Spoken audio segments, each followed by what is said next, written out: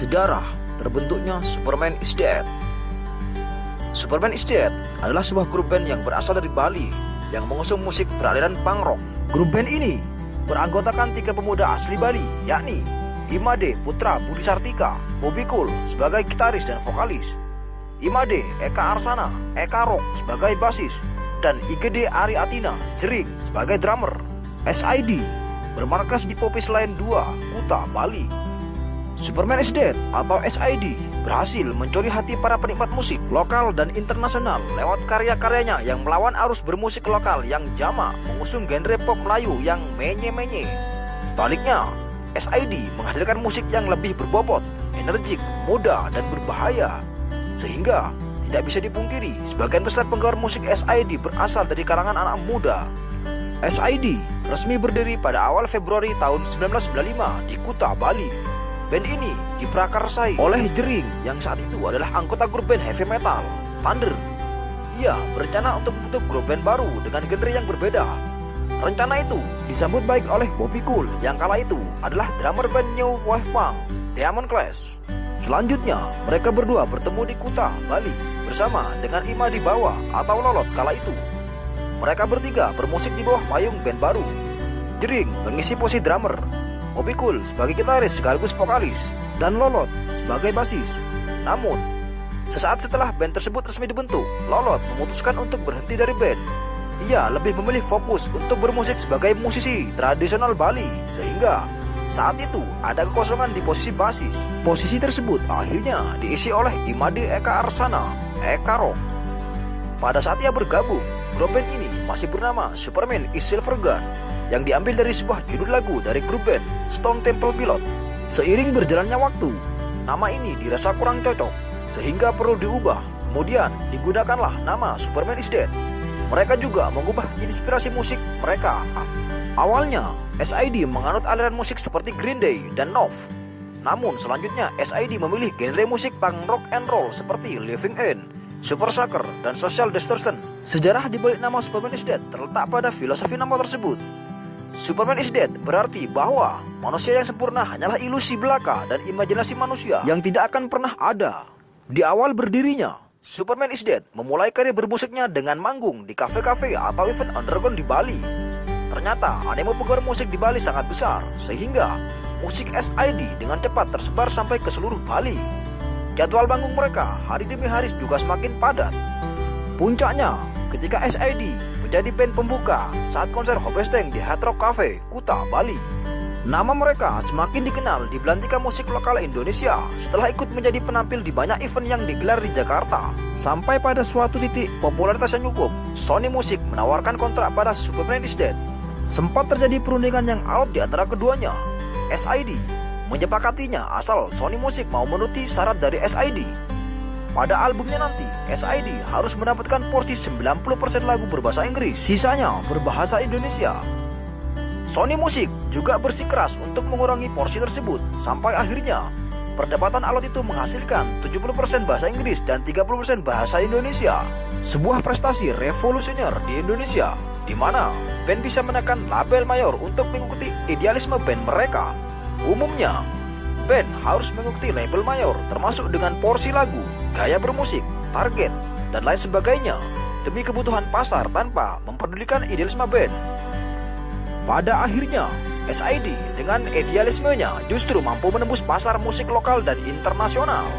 Selain musiknya yang nyaman dan sesuai selera internasional, performa mereka di panggung juga sangat energik dan memikat.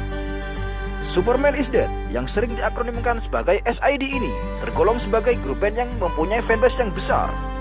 Fanbase tersebut terbagi menjadi dua, yakni Outsider yang merupakan nama fans laki-laki dan Lady Rose untuk fans perempuan.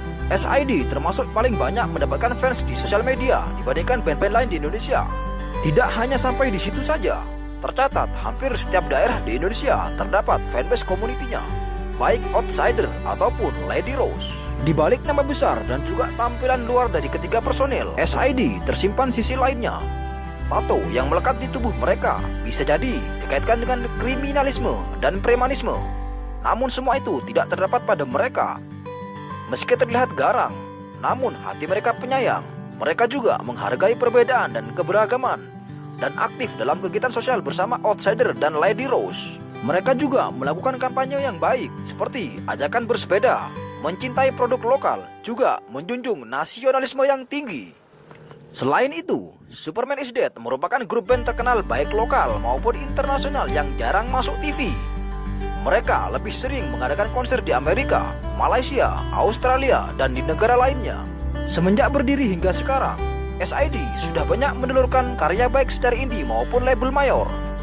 Kuta Rock City dirilis secara resmi pada Maret 2003 di bawah label Sony Music Indonesia dengan single-single andalannya yaitu Pang Hari Ini dan Kuta Rock City yang kental dengan pengaruh Green Day dan Nov. Selain beberapa lagu baru, SID juga menambahkan beberapa lagu lama dari album indie mereka, tetapi dengan aransemen yang lebih baik dan baru.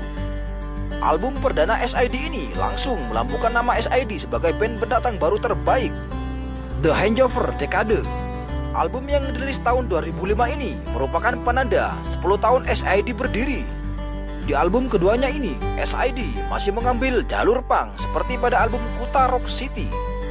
Di album ini, SID kembali memasukkan beberapa lagu lamanya seperti Long Way to the Bar, TV Bride, Pet Pet Pet, dan Beyond Dishonesty, Black Market Love.